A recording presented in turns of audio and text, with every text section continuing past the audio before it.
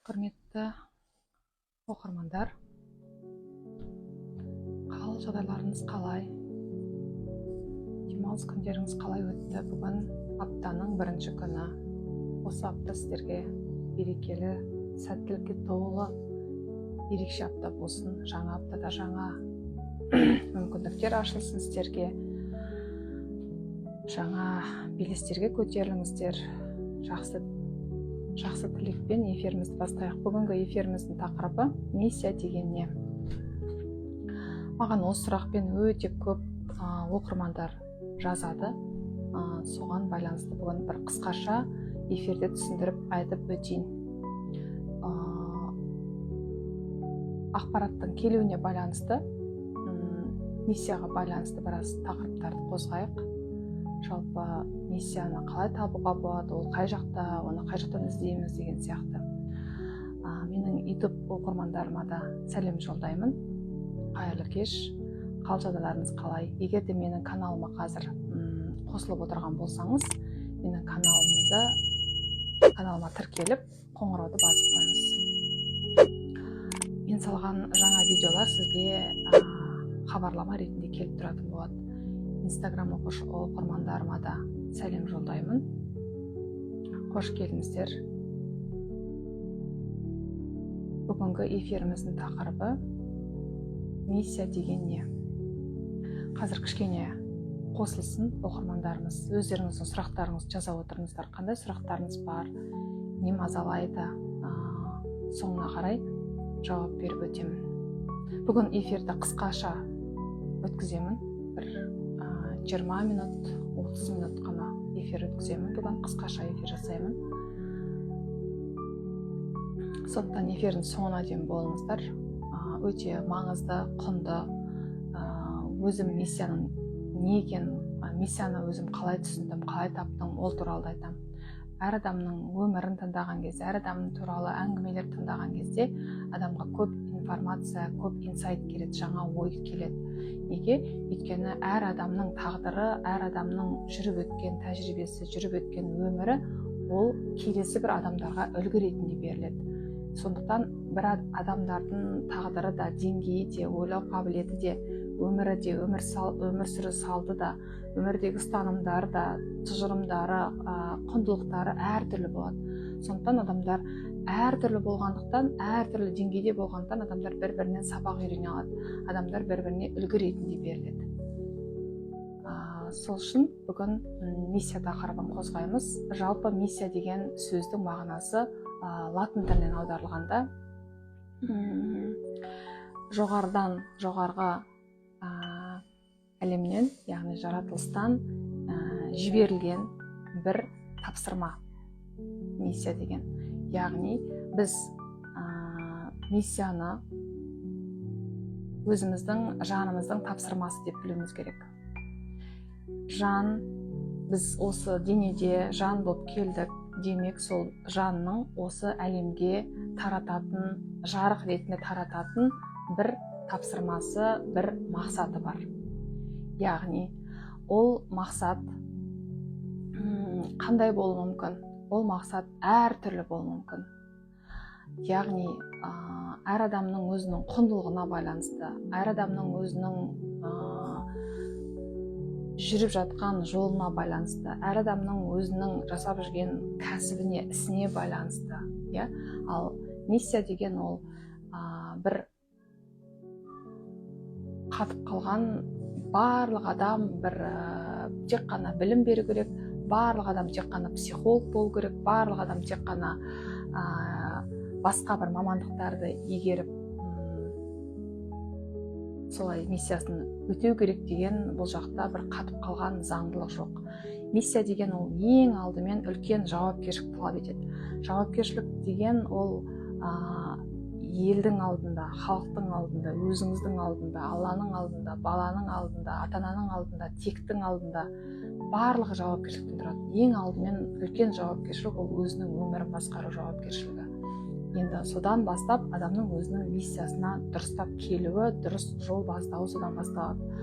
Ал миссия ол әр адамда әртүрлі. Мысалы, бір адам бір жақсы позитивті сөздер айту арқылы миссиясын орындайды. Ал бір адам бау бақшаны күту арқылы миссиясын орындайды. Яғни бау бақшаны күту арқылы адамдарға қуаныш сыйлайды. Бау бақшаға кіргенде адам қуанады, көңілі көтеріледі, сол жақта жемістерді жейді. Міне жарық таратты ма? Жарық таратты. Кез келген жасап жүрген нәрсе, жасап жүрген іс әрекет болсын, жасап жүрген барлық қандай да бір іс әрекетіміз болады ғой, сол іс әрекеттің барлығы яғни сол миссияның бастамасы. Ал нағыз жанның миссиясы ол адамға, жер бетіне, әлемге, ғаламға жарық тарату. Ал жарықты қалай таратасыз? Жарықты сіз махаббат беру арқылы, сыйлау арқылы, жауапкершілік таныту арқылы, құрметтеу арқылы, өзіңіздің құндылығыңызды қолдана отырып, басқа адамдарға жарық сыйлау арқылы сіз өзіңіздің миссияңызды орындайсыз. Көп адам жақсы іс жасап жүреді, мысалы өзіне табыс көзін әкелетін, өзін жақсы көретін, мысалы ер жігіттер болсын, қыз балалар болсын, өзіне табыс әкелетін, жақсы, өзіне ұнайды, табысы да жаман емес, сондай жұмыстар жасап жүреді, бірақ сондай бір сөздерді естіп алған, миссиясын табу керек, миссияны іздеу керек деген. Миссияны іздемейсіз, сол жасап жүрген нәрсені жауапты, әдемі, сапалы, құндылыққа толы, басқа адамдарға жарық сыйлай алатындай, басқа адамдарды қуанта алатындай етіп жасайсыз. Сол сіздің ғаламға берген жақсылығыңыз, сол сіздің ғаламға берген нұрыңыз. Яғни сіз сол нәрсені жасаған кезде жаныңыз рахаттанды ғой, жаныңыз рахаттанды. Енді сол жанның рахаттану арқылы жасалған дүние сол миссия болып саналады. Қандай істі жасағанда жаныңыз рахаттанады, қандай іс жасағанда уақыттың қалай өтіп кеткенін білмейсіз, қандай іспен айналысқанда сіз бір балаша қуанып тұрасыз, қандай іспен айналысқанда сіз өзіңізді жайлы сезінесіз, қандай іспен айналысқанда сіз өзіңізді бақытты сезінесіз, қандай іспен айналысқанда сізге ақпарат деген ағыл тегіл болып сол істі махаббатпен, мейіріммен жасай аласыз. Міне, ол да миссия. Миссия деген бір қатып қалған бір ереже, бір қатып қалған заңдылық, қатып қалған бір не емес, бір адамға тек қана бір ғана миссия, соны іздеп табу керек деген сөз жоқ. Миссия деген ол адамның өзінің жан әлемінде, жан ішкі дүниесінде. Мысалы, енді былай тереңірек айтатын болсақ, мысалы біз ата бабаның алдында да өзіміздің миссиямыз бар. Біздің қазіргі мынау мұрнымызда, денемізде, жалпы теріміздің түсі де, дене бітіміміз барлығын былай зерттеген кезде, зерттесек, біздің 1000 жыл бұрын, 10 мың, 100 жыл бұрын өмір сүріп кеткен біз ата бабаларымыздың ДНК-сын құрастырып отырмыз қазір. Енді біз сол ДНК-ларды қайталау арқылы біз тегіміздің миссиясын орындап жүрміз. Қалай? Неге ата бабаларынан берілген қасиеттер келесі ұрпақтарға қонады? Ол да миссия. Оны дұрыстап ұстау, оны қасиетті ұстап, адамдардың пайдасына, адамдардың игілігіне дұрыстап жұмсау, ол да миссия болып табылады. Яғни миссия дегеніміз бір сөзбен айтқанда әлемге жарық беру, адамдарға махаббатпен қарау, әрбір жасап жатқан ісіңіз арқылы адамдарға жарыққа шығару, адамдарды махаббатқа бөлеу, адамдарға мейіріммен, махаббатпен қарау, жақсылық жасау, соның барлығы миссия. Мысалы, сіз таксистсіз. Таксист бола отырып, сіз сол адамдарға қуаныш сыйлайсыз, жететін жеріне жеткізесіз. Енді сол арқылы сіз адамға, ой, аман есен жеттік қой деген кезде адам қуанады ғой. Ол да миссия. Жер бетінде қарап отырсаңыз, мен сол миссия тақырыбын естіген кезде алғаш рет, жалпы мен өзімнің жолымда жүрмін ба, мен адасып жүрген жоқпын ба, бұл менің салам ба, жалпы мен дұрыс жүрмін ба деп өзіме талай сұрақ қойғанмын осы салаға келген кезде. Сол кезде маған жауап ретінде түрлі ақпараттар арқылы, түрлі кәдімгідей ақпарат болып маған кәдімгідей подтверждение деп айтады ғой, жоғарыдан подтверждение келген. Иә, осы сенікі, осы жақта сен жайлық табасың, осы миссия сенікі деген. Иә? Ал мысалы біреудің миссиясы білім беру. Иә? Мектепте, университетте, колледжде, мысалы менің сіздерге айтып отқан нәрсем бұл да білім. Менікі осылай сіздердің алдарыңызға шығып, адамдардың алдына шығу арқылы біліммен бөлісу, бұл менің миссиям. Ал миссияның енді түрі өте көп. Бір ғана миссия, барлық адам бірдей психолог болып кету керек, барлық адам бірдей емші болып кету керек деген ондай тапсырма болмайды, менің ойымша солай. Өйткені өзіңіз қазір ойланып қарасаңыз, жер бетінде жұмыс жасап жүрген адамдардың әрқайсысының өзінің тапсырмасы бар, қарасаңыз. Мысалы, медбикелер өздері екпелерін егіп, өздері халыққа қызмет етеді, ол да миссия. Дәрігерлер, олар да өзінің миссиясын орындап жүр. Дәріханашылар, олар да өзінің миссиясын орындап жатыр. Осылайша жердің бетінде қаншама миллиард адам болса, сонша миллиард адамның жерге әкелген өзінің пайдасы бар. Яғни жерге келген кездегі өзінің адамдарға беретін бір жақсылығы бар, бір жарық таратушысы бар. Сондықтан егер де адам, қай кезде адам миссиясын орындамайды? Егер де сіз сол жұмысыңызды жауапкершілікпен атқармағанда, сол жұмысыңызды тек қана табыс көзі ғана деп білгенде, сол жұмысыңызды тек қана ақша үшін жасағанда, жұмысты тек қана сіз басқа материалдық нәрселерге, жүрек көзін жабатын, бір қатыгездік, жаман сөз, адамдарды жылату, адамдарға зиян тигізу, осындай кезде адамның жүрек көзі жабылады. Ал сіз барлық жұмысты махаббатпен, жауапкершілікпен, адамдарды сыйлаумен, бір керемет бір сезіммен, махаббатпен орындаған кезде сіз кез келген жерде адамға қуаныш сыйлай аласыз. Сол жүрген жеріңізде адамдарға қуаныш сыйлау, бұл әлемге берген уже бір жақсылығыңыз болып есептеледі.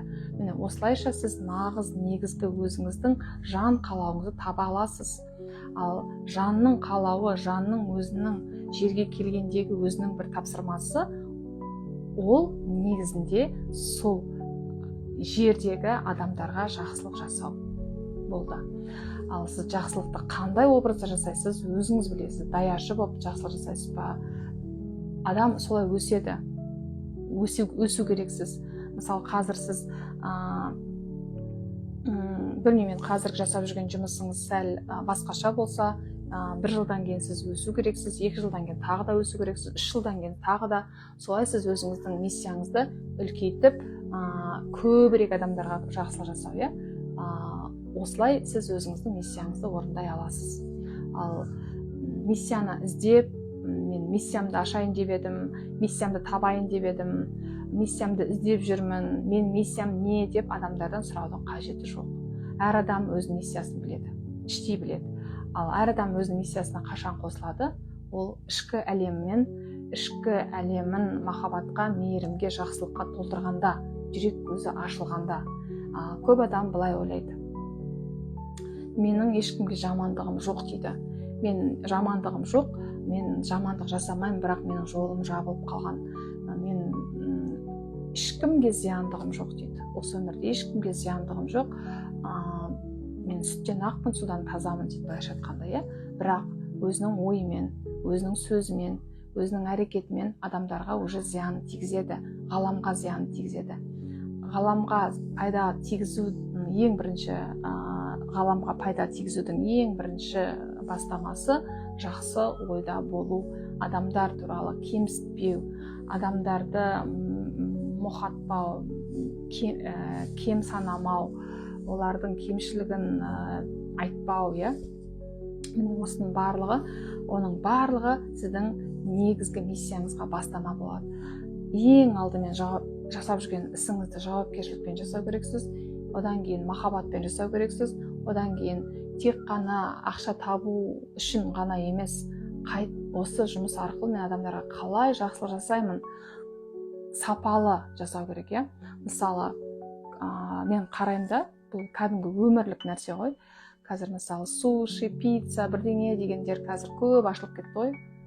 Сол жақта мысалы сапалысы енді қымбаттау тұрады, иә. Ал сапасызын мысалы қарасаң, ол да бір жауапкершілікті онша сезінбеген адамдар, мысалшы, сапасыз, арзан, ішінде түгі жоқ қылып сатып жатқанын көресің да. Сол кезде айтамын, сонда адамдардың ана жеген адам не болады деп ойлап тұрған жоқ, тек қана ақша тапсам деп ойлап тұр ғой.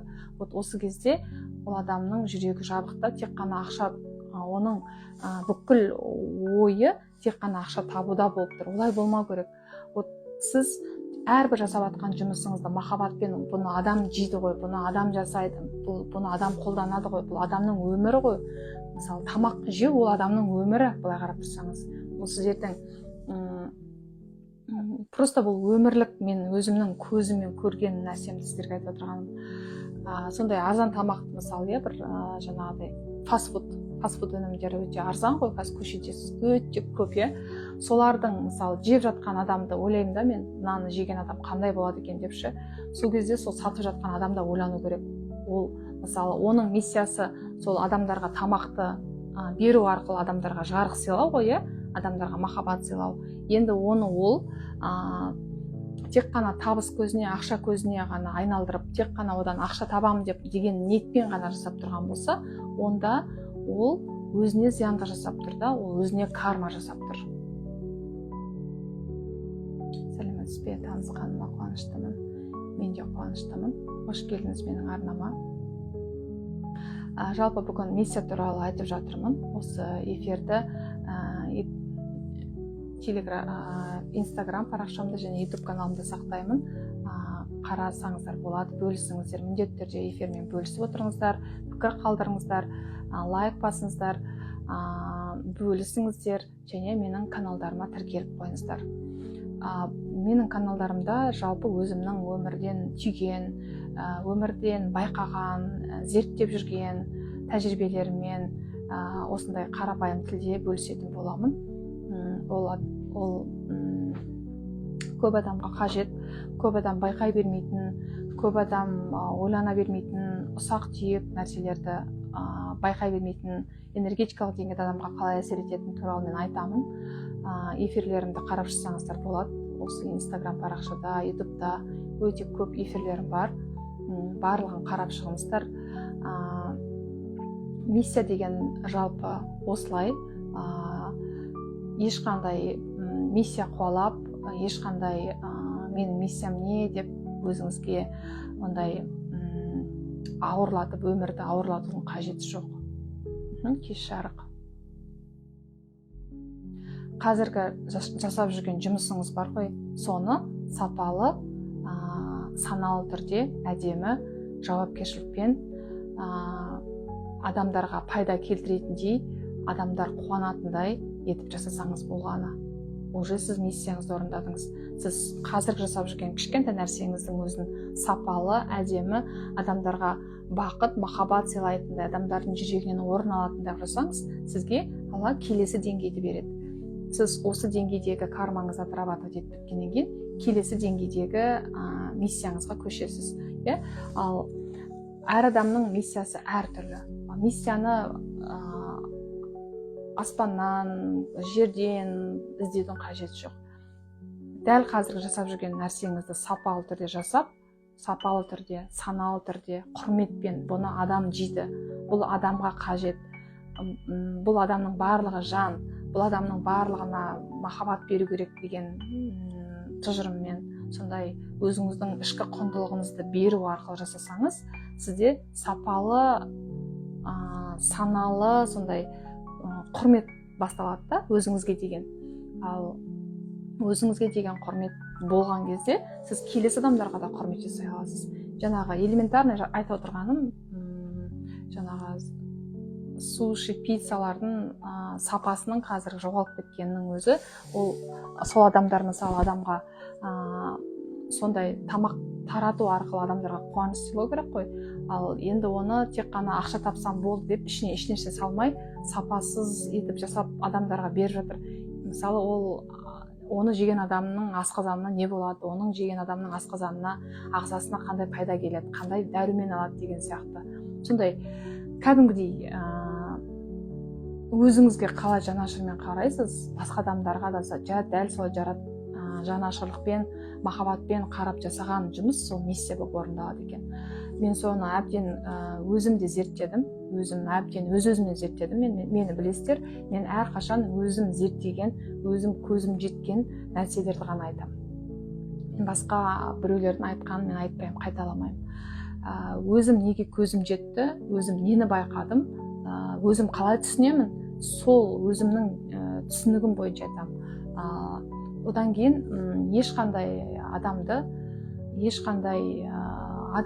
ешқандай маманды, ешқандай бір үлкен жетістікке жеткен адамдарды да жаңағы не деп айтады, қатты сол адамға беріліп кетуге болмайды. Тыңдау керек, алатын алу керек, беретін беру керек, баланс сақтау керек барлық жерде. Әр адамның өзінің, әр нәрсенің өзінің бір эгрегоры болады. Соған кіріп кетпеу керек. Декреттемін, барынша демалыс алып, балаға қарау, ана болу миссиясындамын.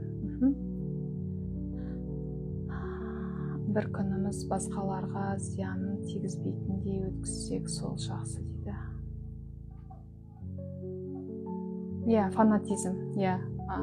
Фанатизм.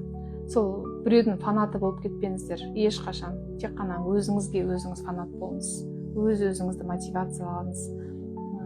Мен не үшін айтам, маған қандай мотивация бересіз деп жазады да, кейде дайректке деп жазады. Сосын айтам, әр адамның мотивациясы өзінің ішінде болу керек.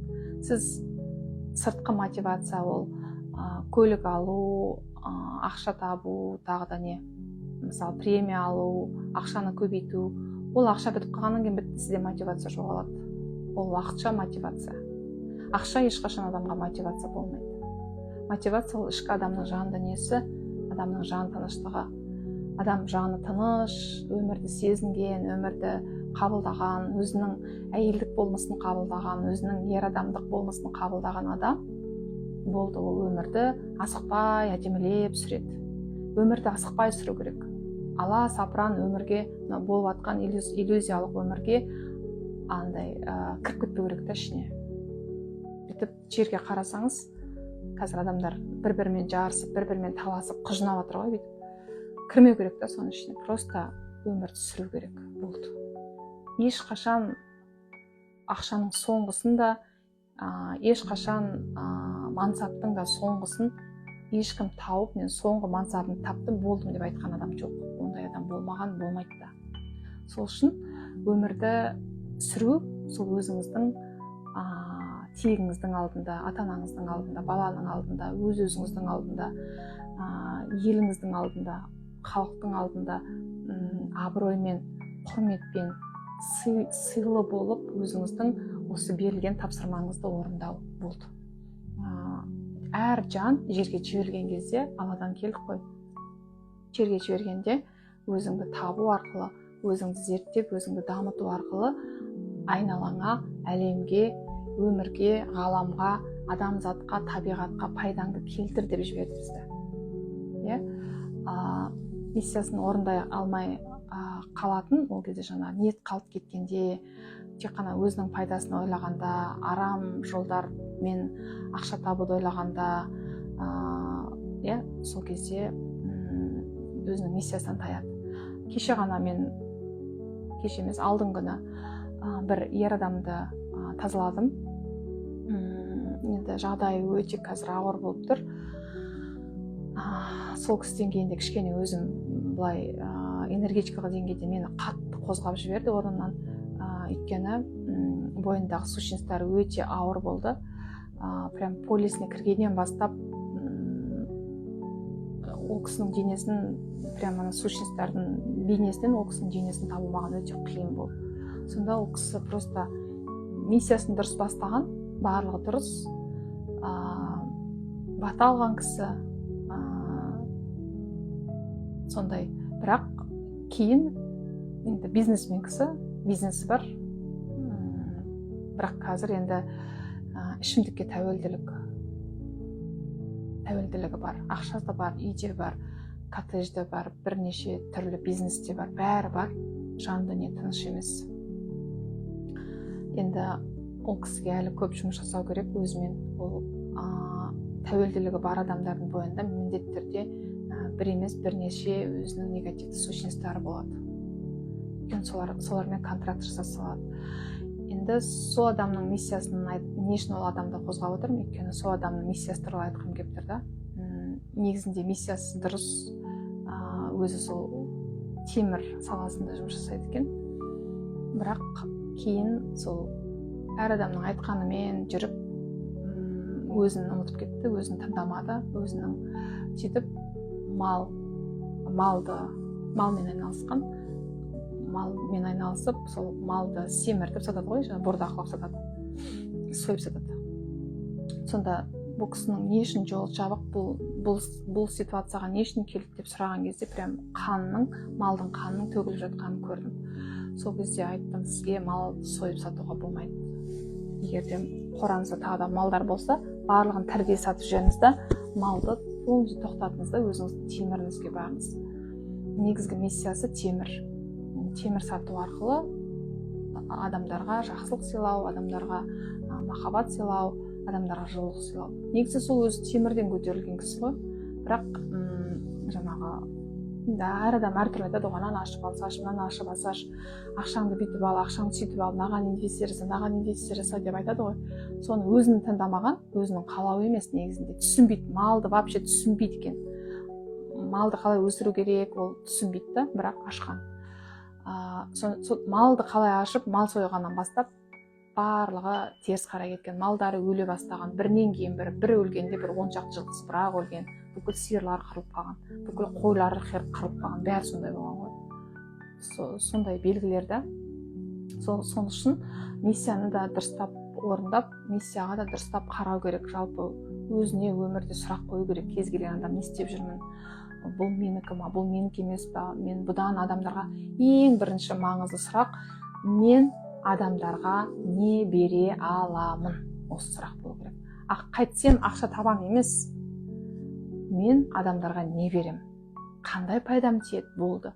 Сіз сол адамдардың пайдасын ойлаған кезде ақша мына жақтан өзімен өзі келіп жатады. Ақша сіз тірі кезде ол болады. Сіз тірісіз, Алла өзіңіздің нәсібіңізді, өзіңіздің күнделікті нәсібіңізді, рызығыңызды беріп қояды, болды. Жерге жіберді, тірісіз, болды. Ақша үшін уайымдаудың қажеті жоқ. Менде болған сондай, мен мойындаймын. Менде сол ақшаға байланысты өте көп, тек қана ақшаның артынан жүріп, өте көп өмірімді өткіздім. Былай айтқанда, анаған жетіп алайын, мынаған жетіп алайын, квартира алып алайын, машина алып алайын, бүйтіп алайын, сөйтіп алайын деп, ол ешқашан бітпейді екен. Сосын деп қалдырмау керек, миссияны бірге ала жүру керек екен. Қазір жасап жүрген жұмысыңыз сапалы, саналы, адамдардың шын болу керек, шын жасау керексіз, алдамау керексіз адамдарды. Сол кезде ғана сіздің миссияңыз орындалған болып саналады екен. Ал миссия орындалған кезде ақша сізге өзімен өзі келіп тұрады. Мен қазір өзімнің миссиямды таптым, маған ақша өзімен өзі келіп тұрады. Просто эфирге шығып сөйлеймін, адамдар өзін табады, түсінеді, мен айтып отқандарым дұрыс екенін, жүрегіне өздеріне бір керекті жауаптарды алады. Қайдан келетінін мен білмеймін, өздері келеді адамдар. Сол сияқты. Сіз өзіңіз фокусты ақшаға емес, өзіңіздің миссияңызға қандай пайда келтіремін деп қойған кезде, ақша өзімен өзі келе береді сізге, өзі соны байқаңыз. Ақша ол сіздің махаббатыңыз, ақша деген. Өз-өзіңізге махаббатыңыз, адамдарға деген махаббатыңыз. Өз-өзіңізге, адамдарға деген махаббатыңыз ашық, жүрегіңіз ашық болған кезде, шынымен де от души дейді ғой, жүрек деңгейінде от души адамдарға көмектесіп, адамдарға махаббатыңызды берген кезде, сол кезде сізде ақша махаббатпен келеді. Ол сізге сол махаббатпен тапқан ақша берекелі болады. Бәрін ала аласыз. Қорықпайсыз. Абыроймен тауып жатырсыз. Ешкімді алдап жатқан жоқсыз. Ешкімді қорқытып, үркітіп, пышақтап алып жатқан жоқсыз. Адам өз еркімен келіп, өз еркімен сізге жазылады, өз еркімен шешім қабылдайды. Бірақ сіз аянбай оған қызмет ету керексіз. Болды. Бұл менің өзімнің өмірден түйгенімді айтып жатырмын сіздерге. Ал сіздер қалай ойлайсыздар, өздеріңізді жазып отырыңыздар. Сіз үшін миссия деген не? Ал осы сұрақты өзіңізге қойып көрдіңіз ба? Жалпы миссия деген сіз өзіңіз қалай түсінесіз? Сол туралы да өздеріңіздің жауаптарыңызды жазып отырыңыздар. Осы эфирден енді не түсіндіңіздер? Төменгі комментарийге жазыңыздар. Қандай ой түйдіңіздер? Өзіңіздің өмірлік тапсырмаңызды, өмірлік өзіңіздің жоспарыңызды түсіндіңіз бе, түсіне алдыңыз ба? Өзіңізге сұрақ қойыңыз енді. Мен бұл өмірде кіммін? Бұл өмірге мен не үшін келдім? Қандай тапсырманы орындауға келдім? Тегімнің алдында нені орындаймын? Балаларымның алдында қандай миссиям бар? Ал жалпы ол миссия неден пайда болады? Миссия кармадан пайда болады. Сіздің өткен өмірлердегі жасалған әрекеттерді осы миссия арқылы біз реттейміз. Карма ол әрқашан болады. Жер бетінде адамдар тірі болып тұрғанда, жер бетінде біз бар болғанда, карма әрқашан бар, әрқашан болады. Қазір мен сіздерге айтып отқан нәрсем, мысалы мен сіздерді алдап, сулап айтып отырған болсам, ол менің өзіме жасаған ауыр кармам болады да, алдағы уақытта ол менің алдымнан шығады. Ал мен сіздерге қазір шынымен де айтып отырмын, сіздерге шынымен де пайдам тиесін деп шығып отырмын. Ол ертең менің алдымнан бір чудо болып шығады. Әрбір жасаған жақсы амалдарымыз, әрбір жасаған жақсы әрекеттеріміз, жақсы ойымыз, жақсы тілегіміз, жақсы батамыз біз қиналып тұрған кезде бізге көмекке келеді. Біз айтамыз ғой, қиналып тұр едім, осындай бір керек болып тұрған кезде келе қалдық, бір чудо болды деп айтамыз ғой. Сол чудомыз біздің өзіміздің жасаған жақсылықтарымыз. Сол үшін жақсылықты аямай жасаңыз. Кейде біз адам болғаннан кейін жақсылық жасағанда біз айтамыз, ой, мен кеше жақсылық жасап едім, ол маған еш нәрсе бермеді, даже рахмет айтпады дейміз. Біз Алла емеспіз, біз Құдай емеспіз. Бәрін Құдай біледі. Біздің не істеп, не қойып жүргенімізді, адамдардың жер бетінде не істеп, не қойып жүр, нені дұрыс жасап жүр, нені дұрыс емес жасап жүр, тек қана Алла біледі. Біз білмейміз еш нәрсе. Біздікі тек қана ниетпен ойды, сөзді дұрыстап, адамдарға адал қызмет ету, адамдарға деген қарым-қатынасымызды дұрыстау. Біз адамдарға деген қарым-қатынаспен сыналамыз өмірде. Табиғатпен, адаммен, баламен, туған, туысқан, ер адам, тағысын тағы. Ал оның арасындағы енді психологиялық травмалар, жаңағы тектің бағдарламалары ол өзінше бөлек әңгіме. Бүгін тек қана миссия болғандықтан осы тақырыпты миссияға байланысты тек қана осындай ықшамдап сіздерге айтып отырмын.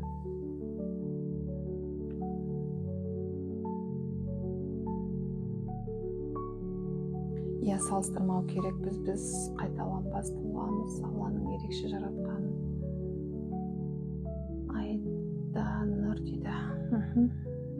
Соны түсінеді көп адам, бірақ өмірінде қолданбайды. Ауызбен айтады, көп адам ауызбен айтады, бірақ өмірінде шынымен де өзін сондай қайталанбайтын тұлға деп қарамайды. Самооценкасы төмен болады, өзін қорқады, тағысын тағы. Ал мен Алланың сондай қайталанбайсын тұлғасымын ғой, Алла мені жаратты ғой, осы жерге жіберді ғой, демек мен тірімін ғой, менде барлығы бар ғой қазіргі кезде, мен не үшін қиналып жүрмін деген сияқты сұрақтарды өзіне қоя алмайды да, бірақ оның барлығы ауызбен айтылады да, ешқандай адам өміріне қолданып жүрген жоқ. Сол үшін адамдардың өмірі реттелмей жатыр, өмірлерін реттей алмай жатыр. Ал өмірді реттеп, бір өзіңізге бір қалайтын, өзіңізге бір ұнайтын бір тыныштыққа келіп алсаңыз, бітті.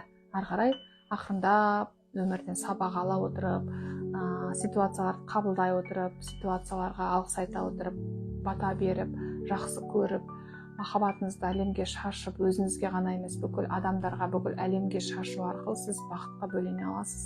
Сіз сол кезде ғана өзіңіздің миссияңызды орындағаныңызды сезіне аласыз. Миссия орындау ол тек қана өзіңіздің бас пайдаңызға ғана жаратылатын нәрсе емес.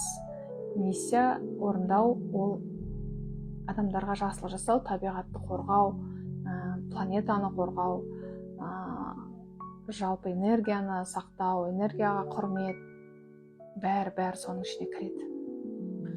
Сол үшін миссия қуалап, миссияңызды іздеп, миссияңызды таба алмай, басыңызды тауға да тасқа да ұрудың қажеті жоқ деп айтқым келеді. Просто өзіңіз қазір жасап жүрген жұмысыңыз сізге ұнай ма? Бала кезіңізде нені армандадыңыз? Бала кезде қандай армандарыңыз орындалмай қалды? Бала кезіңізде өзіңізді кім деп көруші едіңіз? Қай салада сіз өзіңізді бала кезіңізде жиі елестететінсіз? Ол да сіздің ішкі жан қалауыңыз болып есептеледі. Ол да сіздің өміріңізде көп рөл ойнайды. Соған байланысты қараңыз. Одан кейін өзіңіздің бойыңызда қандай талант бар, қандай дарын бар, не істей аласыз? Не істеген кезде сізде барлығы оңай шығады. Не істеген кезде сіз демалып жүріп, рахаттанып жұмыс жасайсыз. Не істегенде сіз қатты шаршамайсыз. Не істегенде сізге энергия көп келеді. Немен айналыссаңыз, сізде жүрегіңіз махаббатқа толы болады. Не істесеңіз, адамдар сізге көп алғыс айтады. Қай кезде сізге адамдар көп алғыс айтып, қай кезде сізге көбінесе көмекке жүгінеді? Қай кезде? Қандай әрекетіңізбен сіз адамдарды қуанта аласыз? Сол нәрсені ұстап алу керек та, сол нәрсені ары қарай дамытып, сол арқылы адамдарға махаббат, мейірім шашып жүру керек. Енді барлық адамның жер бетінде қарасаңыз, өз миссиясы бар. Мысалы, дүкенге кірсеңіз, магазинге кірсеңіз, дүкеншілер отырады. Олардың миссиясы сол сату, халыққа қызмет ету. Дәріханаға барсаңыз, аптекаршылар отырады, дәріханашылар өздерінің дәрілерін сатып, рекомендациясын айтып, дәрісін сатып отырады. Ол да миссия. Сол арқылы. Самое главное, сондай миссия кезінде өзіңіздің арам пиғылыңызды қосып, ойыңызды ластап, энергияңызды ластап, ақша үшін тағы да бір левый нәрселер жасап, сондай нәрселер жасамау керек болды.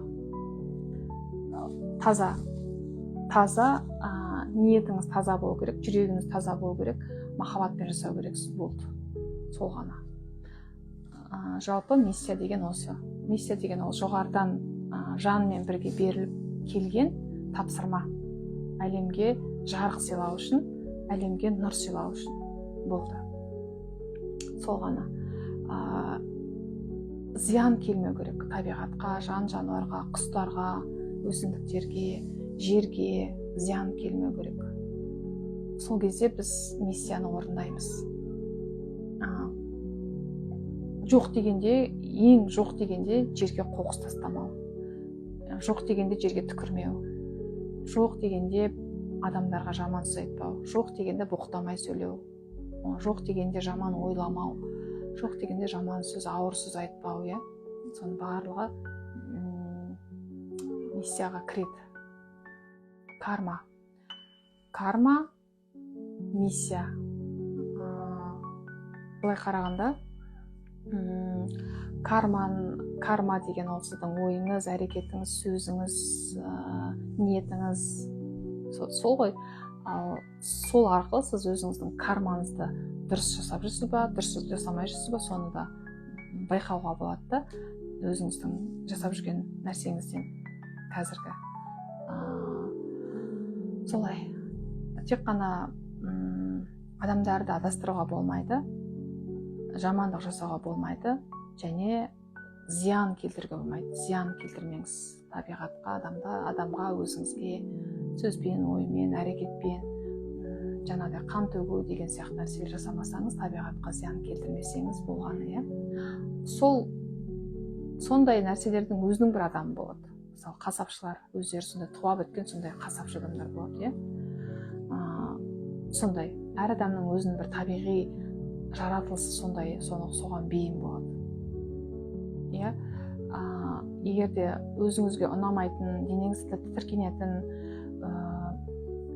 жасаған кезде өзіңіз тез шаршайтын, сол бір ұнамайтын нәрсемен жасаған кезде ауырып қалатын нәрселер жасамаңыз.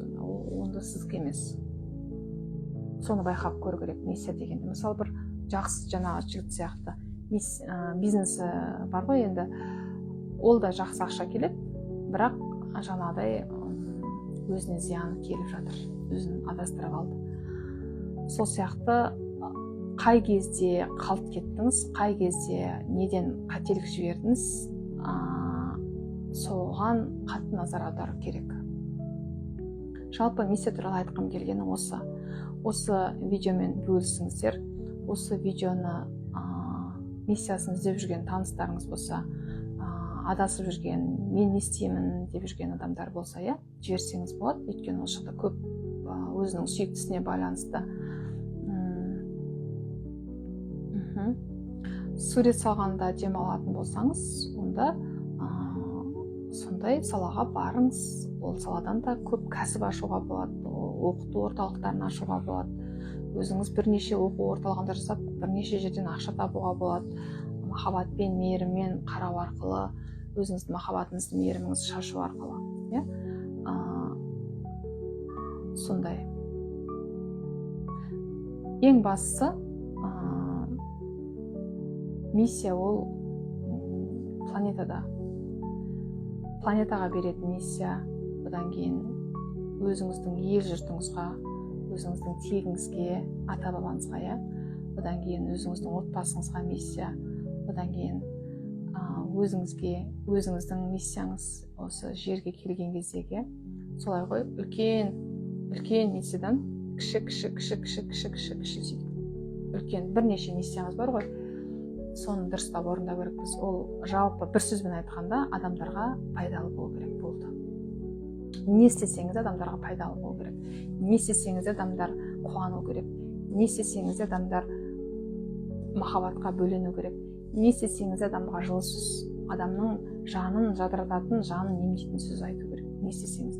Мысалы, біреудің миссиясы өзі де байқамайды, бірақ бір адамдармен сөйлескен кезде бір жаны жадырап, бір сөйлескісі келіп сөйтіп тұрады. Мысалы, мен бұрын бұл салаға келмей тұрғанда, мен мұғалім болып жүргенде, менімен сөйлескен кезде көп адам маған былай айтатын: сенің қасында отырып едім, бір емделіп қалған сияқты болдым, басым ауырғаны қойып қалды, бір өзімнен өзім күшті, бір жеңіл болып қалдым деп айтатын. Мен ол кезде бұл саланы білмеймін, түсінбеймін. Мен ол кезде санам бәрі жабық, тек қана материалды нәрсені ойлайтын кезде ғой ол. Сол кездің өзінде менің полемде сондай, менің жаңағы құндылығым сондай болып тұр. Менің энергиямнан сондай энергия шығып тұр ғой, значит. Сол кездің өзінде, ол осыдан бірнеше жыл бұрын, осыдан 15 жыл бұрын. Сол кездің өзінде көрдіңіз бе, менің сондай нәрселерді байқауға болады. Мысалы, адамдар сізге келген кезде, қандай сіздің әрекетіңізден адамдар бір жағымды әсер алады, қалай, не жасаған кезде сіз адамдар сізден бір қуанышты сәттерді сезінеді, иә? Сондай. Мысалы, мен қасыма келіп отырған кезде айтатын, білмеймін, сөйлеген сөзің емдей ма, или өзің емдейсің ба, сондай бір күшті, жеңіл болып қалдым, барлығын ұмытып кеттім, күшті болды дедім. Сондай. Ал мен керісінше, сондай энергиясы төмен адамдардың қасына отырған кезде басым ауырып, басым айналып, жүрегім айнып, арқамның барлығы тырысып, үйге келген ұйықтай алмай сөйтетінмін. Сөйтсем, мен сондай адамдардың энергиясын тартып алып тазалайтын болып тұрмын ғой. Кейін түсіндім ғой оны. рахмет. Сіздің сабағыңызды тыңдасам, жаным тынышталады. Рахмет сізге. Сіз қалай адамдарды сыйлайсыз? Сізге ол барлығы есептеулі ғой. Жоғарғы әлем бәрін есептеп тұр. Кім кімді қалай сыйлап жүр, кім кімге қандай құрмет көрсетіп жүр, кім қандай энергияны сыйлады, барлығы жазулы, барлығы есептеулі. Ешқандай нәрсе есепсіз, ешқандай нәрсе өзімен өзі болмайды. Барлығының Алла өзі жаңағы біздің әрбір әрекетімізді, біздің әрбір қылығымызды жазатын дәптеріне жазып жүрген шығар. Бұрын естуші едік қой бала кезімізде, біздің амал дәптеріміз болады екен, соған періштелер біздің не істеп не қойғанымыздың бәрін жазады екен деп. Сол сияқты шығар, біздің әр әрекетіміз жазылып тұрған болса, демек Алла біз туралы барлығын біледі. Біз туралы барлығын білуші тек қана Алла. Біздікі тек қана әрекет жасаймыз, берілген нәрсені қолданамыз, тәуекел етеміз да адамдарға көмектесеміз. Бітті. Ары қарай ол дұрыс па, ол дұрыс емес па, ол қай жақтан келеді жақсылық болып, ол алдымыздан шыға ма, шықпай ма, оны Алла біледі. Жаңағы айтып өткенімдей, біз адамға бір жақсылық істесек, біз қиналып тұрғанда, бізге бір көмек керек болып тұрғанда, Алла әйтеуір бір береді. Біз ойламаған жерден біреулерді жібереді, бір адамдарды жібереді. Сіз ұшықтасаңыз да түсіңізге кірмеген адамдарды өміріңізге жіберіп, өміріңізді реттеп береді. Жалпы миссия туралы айтатын әңгімем осы. Өзіңіз не қалайсыз, қандай деңгейде адамдарға жақсылық жасағыңыз келеді, сол деңгейде жасай беріңіз, болды. Самое главное, адамдарға зиян тимеу керек болды. Зиян тигізбесеңіз болды. Жылатпасаңыз болды адамдарды.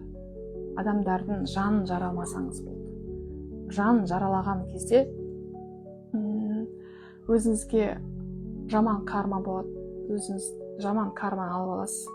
Ойламаған жерден кедергілер шығады. Ойламаған жерден тағы да бір деңгейлер сондай шыға береді, ойламаған жерден. Сол үшін әрқашан саналы өмір сүру керек. Сұрақ қою керек. Не үшін деп сұрақ қою керек. Неге болды осы сұрақ? Неге деген сұрақты қойған кезде сізге сұрақ жауап бірден келеді. Бірден келеді, немесе бір-екі күннен кейін келеді, әйтеуір келеді. Солай. Жалпы миссия туралы айтатыным осы. Сұрақтарыңыз болса, сұрақтарыңызды қойыңыздар, төменге жазыңыздар пікірлеріңізді. Осы жазбамен бөлісіңіздер. Жазбаның астына өздеріңіздің пікірлеріңізді қалдырыңыздар. Қолдаңыздар. Өйткені адамдардың қолдауы адамдарға қажет. Адамдар арқылы өседі. Адамдар арқылы байиды. Адамдар арқылы өседі, көркейеді, өнеді. Біз тек қана адам болып жаратылғаннан кейін, біз тек қана адамдармен байланыс орнату арқылы жақсарамыз, өмірімізді жақсартамыз. Алла тағала адамдар арқылы береді жақсылықты да, бәрін, сынақты да, бәрін. Сол үшін ең алдымен қарым-қатынас, сыйластық, құрмет, адамгершілік, махаббат, мейірім, құндылық. Сіз өзіңіздің бойыңыздағы құндылық арқылы да сіз өзіңіздің миссияңызды орындай аласыз. Мысалы мен енді көп адамдарға қараған кезде ол кісі не үшін істеп жүр екен ол жақта деп ойлаймын ғой. Жұмыс істеп жүрген адамдар миссия туралы зерттеген кезде ол кісі бұл жақта не үшін? Мен кез келген жерде зерттеп жүремін. Магазинге барсам да, аптекаға барсам да, паркке барсам да, кафеге барсам да, ресторанға барсам да, біреумен таныссам да зерттеп жүремін. Не үшін деп, өзімнен өзім сөйтіп зерттеп жүремін. Сол кезде мен зерттеген кезде сразу маған түсінік келеді сол жерде. Кейбір адамдар мысалы бір жерде бірнеше жыл жұмыс жасайды, бірақ жұмыстан кетпейді, бірақ сол жақта жүре береді. Бірақ сөйлесіп қарағанда ол жақта уже өзінің миссиясы баяғыда біткен сезеді. Уже қысылады ана жерден, жүрегі қысылады, одан да көп біледі, уже бітті сол жақта, миссиясы бітті, енді оған өсу керек, немесе өзінің жеке кәсібін ашу керек деген сияқты сондай болады. Миссия тек қана бір ғана салада қатып қалған емес, өсуге болады, дамуға болады, кеңейтуге болады, саланы таңдауға болады, өзгертуге болады. Ең бастысы адамдарға зиян келмесе болды. Сол ғана менің түсінгенім, менің тұжырымдағаным сол. Эфир пайдалы болса, эфирдің соңынан өздеріңіздің пікірлеріңізді қалдырып қойыңыздар. Эфирмен бөлісіңіздер, лайк басыңыздар, пікір қалдырыңыздар, каналыма жазылыңыздар. Көп адамға пайдалы болсын. Бұл адамның миссия өзгеріп тұра ма дегенде, енді қараңыз, мысалы мен өзімнің мысалымды айтайын. Мысалы мен бұрында мұғалім болдым, мен оқытушы болдым, білім бердім, иә. Сол білім беру арқылы мен миссиямды орындадым да, мен енді ол саладан кеттім да, бойымдағы қабілет, талантты таныдым ғой сол арқылы. Сөйтіп мен қазір дәл сондай білім беремін, иә, қазір сіздің алдыңызға шығып білім беріп отырмын, барлығын түсіндіремін. Мысалы мен практика кезінде де жаңағы 5 апталық практикада да мен адамдармен практика ол білім, ол практика ол терең білім, терең осознанность ол. Сондай терең жұмыс кезінде, мысалы, ол да білім. Маған потокта информация келеді, білім.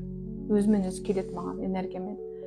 Сол білімді мен берем практика кезінде. Сол білім арқылы адам өзін таниды, өзін түсінеді, терең түсінік келеді, өзін өмірін қабылдайды, өзін қабылдайды. Міне сондай, көрдіңіз бе? Басында менің миссиям білім болды. Бұл жақта да білім, бірақ тереңірек бүкіл қабілетімді, қасиетімді, жаңағы аталарымның берілген, ата-бабамнан берілген қасиеттерді қолдану арқылы мен кеңейттім. Көрдіңіз бе? Кеңейтуге болады және оны өзгертуге болады. Өзіңіз білесіз, қалауыңыз біледі. Жүрегіңіз қысылған жерде жүрмеңіз. Ұнамайтын жерде істемеңіз. Ол сізді кері қарай кетіреді, энергияңызды алады. Өзіңізге ұнамайтын, сізді тежейтін, сізді қарызға батыратын, болмаса сіздің энергияңызды алатын, сізді ашуға булықтыратын жерде істемеңіз. Ол сіздік емес. Сізге, өзіңізге де махаббат сыйлау керексіз. Сіз сол арқылы басқа адамдарға да махаббат сыйлау керексіз. Мейірім таныту керексіз. Түсіну керексіз, қолдау керексіз. Сондай, оқыту керексіз, түсіндіру керексіз. Пайдаңызбен бөлісу керексіз.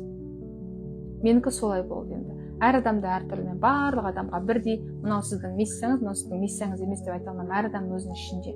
Ал миссияны толық танып, мен миссиямды осы екен ғой деп өзін түсіну үшін адам өзінің ішкі блоктарымен жұмыс жасап, өзінің ішкі блоктарын ашу керек. Таланттар ашылады. Өзінің ішкі потогын, энергиясын ашып, практика жасаған кезде адамның каналдары ашылады. Адамның каналдары ашылған кезде адам өзінің бойында жатқан, ата-бабасынан келіп тұрған қабілет, қасиет, дарын, талант барлығын танып, түсіне бастайды. Терең түсініп келеді. Мына чакра ашылғанда, осы чакра ашылғанда ясно видение болады. Ясно видение деген ол барлығын көріп кету, көріпкелдік емес. Ол өзінің өмірін, өзіне не қажет екенін нақты біледі, нақты түсінеді, нақты өзі туралы ой келеді, нақты өзі туралы идея келеді, түсінік келеді, біледі уже қайға барады, не істейді, иә, адаспайды.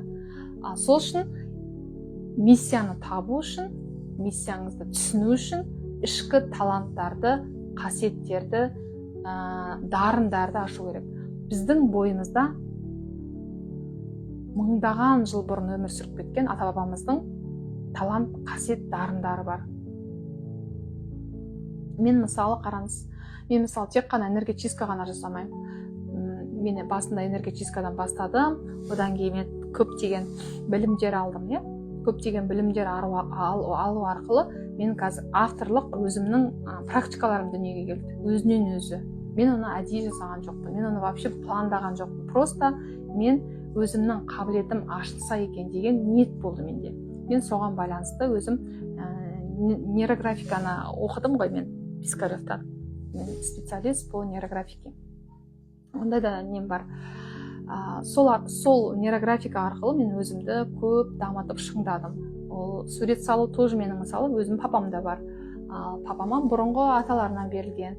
Сондай дарын, талант, қабілет, қасиет деген түрлі ғой. Мен мысалы сурет те салам, тігем де, дәмді тамақтап пісірем. Жаңағыдай кейбіреу мысалы үйде уборка жасамаймын, бірақ мынандай деген сияқты. Мен де барлығын істей беремін. универсальныймын былай қарай айтқанда, иә. Оның барлығы талант, оның барлығы қабілет, оның барлығы қасиет, оның барлығы. Бір адамдар мысалы тамақты дәмді жасайды, бірақ үтіктегісі келмейді. Ал бір адамдар мысалы ақша жақсы табады, бірақ үйдің шаруасын істегісі келмейді. Сол сияқты ғой, бойымызда талант та, қасиет те, қабілет те барлығы біздің тегімізден келеді. Ал текпен байланыс орнатпай тұрған адам обязательно адасады. Обязательно ол қиындықтар болады. Ал расстановка не үшін керек? Расстановка тектегі ауырлықтың барлығын ата бабасына өзін тапсырып тастайды да, өзін тегінің ауырлығын ары қарай жібереді да, өзінің шекарасын құрастырады да, ата бабасынан бата алады. Болды, мен мынандай өмір сүремін, мына қиын өмірдің бәрі сендердікі деген сияқты. Сондай сепарация болу керек. Сепарация болмаған кезде ата бабасының бүкіл мыңдаған жылдар бойы қиындықтың барлығын ұрпақтар қайталай береді. Бітпейді екен ол. Тоқтату керек екен. Ол бітсе ендігі менікі бітетін еді ғой. Мен білдім, мысалы мен өзім тек тазалауға келген ұрпақ екенін мен білдім. Бірақ мен ойладым, мен осындай образда жүріп, ақындап, отработка жасап жүремін деп. Жоқ, адам шаршайды. Мен шаршап кеттім. Сонда мен өзім тазалаған кезде, менің бойымнан сізге өтірік, маған шын мыңдаған программа шықты ғой. Жаңағы өмірін дұрыс сүрмей кеткен ата бабаларымыз, солардың бүкіл кармалары. Біреуді алдаған, біреуді зорлаған, біреуді бірдеңе, дінді ұстамаған, намазға дұрыс қарамаған, дінді сыйламады, өзін сыйламады, энергияны сыйламады, адамдарды тағы да сонда кете береді, денсаулығын сыйламады. Сондай карманың бәрін өмір бақи өтеп жүрген қиын ғой. Оны тазалап, расстановка жасап, келесі ұрпақтарға жақсы программаны тарап тастау керек, болды, тынышталасыз. Қатты қиын емес ол нәрсе. Просто практика жасайсыз, үйренесіз, болды.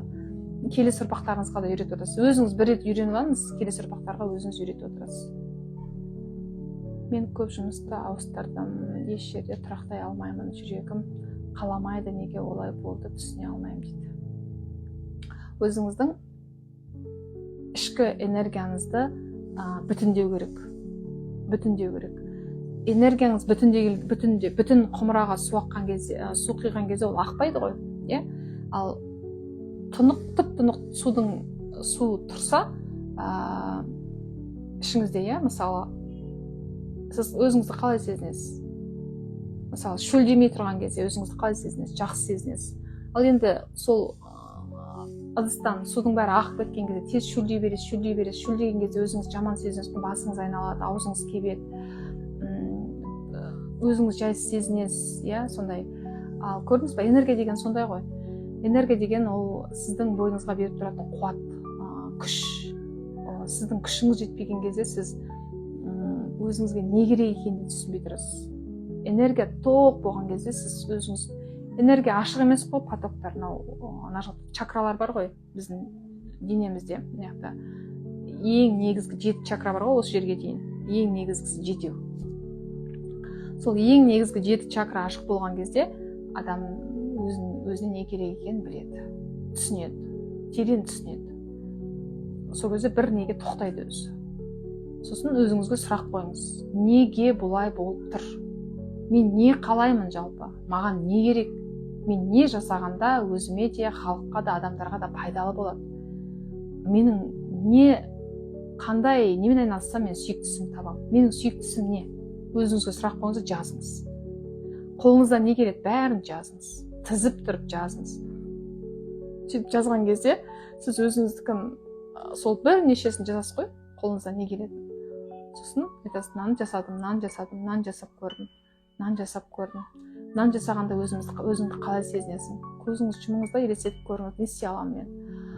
Өзімді қалай сезінемін деген сияқты, иә. Солай өзіңіздің ішкі қабілетіңізді қолдану арқылы келеді миссия деген. Негізгі шынайы миссия талант, дарын, қабілет, қасиетті ашып, соны қолданып, сол арқылы адамдарға пайда әкелгенде ғана сіз сол нәрсені жасай алады екенсіз ғой.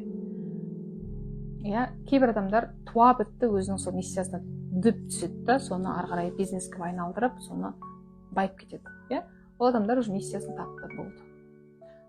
Мен мысалы өзім миссиямды таптым. Осы миссиямды тапқанымен өмірім тып-тыныш болды.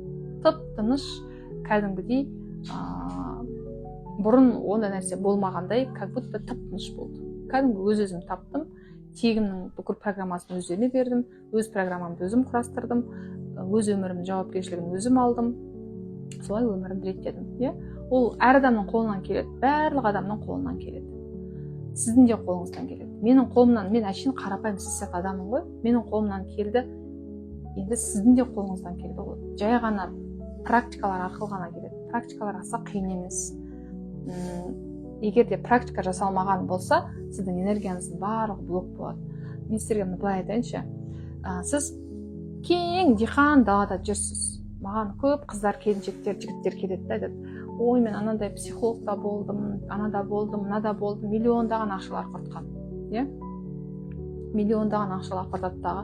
Психологқа барып, анандай травмасын проработкасы етеді, анаған барып бірдеңе. Сіз миды далада дәнді біртіндеп алып, біртіндеп дәндерді алып теріп жүрген сияқты боласыз ғой. Солай, әр маманнан бір неңіз жинаған кезде. Ал мен жасайтын практикалар бұл жақта психология да бар, бұл жақта психосоматика да бар, бұл жақта эзотерика да бар, бұл жақта мистика да бар, бұл жақта текпен жұмыс да бар, тектану да бар, бұл жақта чакра тазарту да бар, остановка да бар, сепарация да бар. Бүкіл негативный убеждение, негативный установка бәрі бар ғой осының ішінде. Бір 5 апталық практиканың ішінде бәрі бар. Просто адамдар таң қалам да, сол мысалы бір болыңызды барып проработка істету үшін мысалы сіз 200 000 теңге төлейсіз. Если нормально жақсы проработанный, прокачанный болса, егер алып шығалса, көрсе, сізді болыңызды точкасын тауып суырып алатындай болса, егерде. Ал не үшін көп адамдарда барады, бірақ нәтиже болмайды? Өйткені теңізге тамшы тамызғандай болады. Өйткені сіз мына жақта бүкіл целый энергетикалық структурасыз, соған бір тамшымен бүйтіп дәрі тамызғандай болады. Көзге тамшы тамызғандай болады. Ал ол тамшы әсер етпейді ғой. Сіздің бойыңызда қаншама қабат энергия бар. Сіздің бойыңызда ішкі өкпе, бауыр, жүрек, асқазан барлығына сіздің блоктар бар. Клеткаңызда қаншама блок бар, тегіңізде қаншама блок бар. Оны сіз қалайсыз? Тек қана проработкамен оны жасай алмайсыз. Обязательно тектің программасын бәрін алып тастау керек. Бәленің бәрі бізде тектен келеді ғой, ата бабадан келеді. Өйткені олар өмір сүруді, олар біз сияқты саналы өмір сүру дегенді олар бұрын білмеді ғой. Көп қуғын сүргін көрді,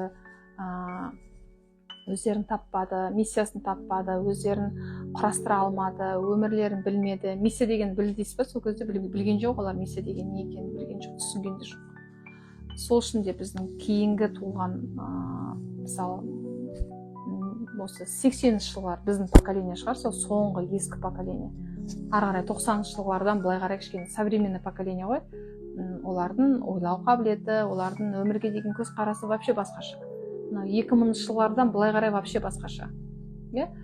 Сол сияқты.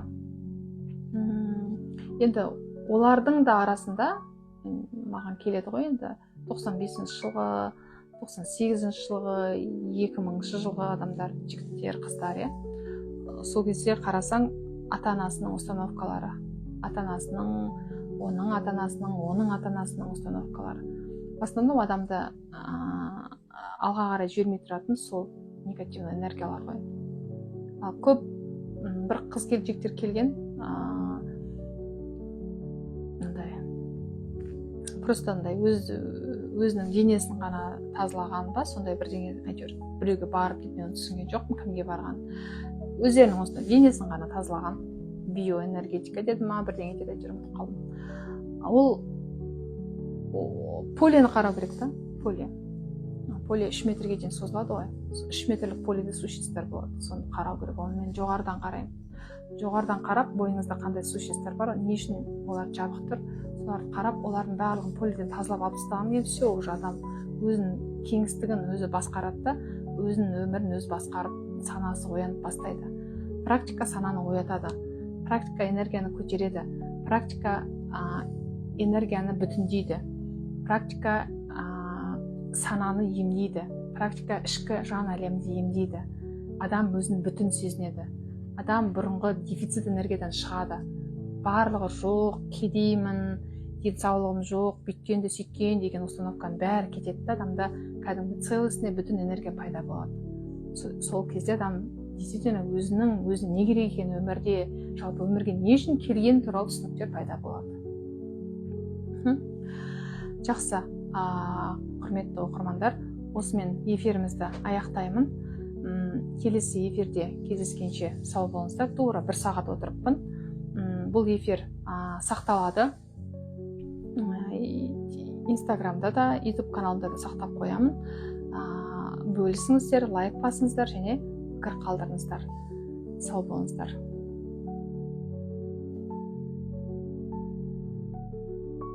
Рахмет, сізге де мың алғыс. Сізге де мың алғыс. Менімен соңына дейін отырғаныңыз үшін сізге мың алғыс. Қанша адам көрсе де, 100 адам көре ма, 200 адам көре ма, 1000 адам көре ма, 10 000 адам көре ма, барлығын көруші Алла. Алла көріп тұр. Менің әрбір әрекетімді, менің әрбір айтып жатқан сөзімді Алла ғана біледі. Адамдардың сыны, адамдардың сөзі, адамдардың мен туралы айтатыны маған өтпейді, қызық емес маған.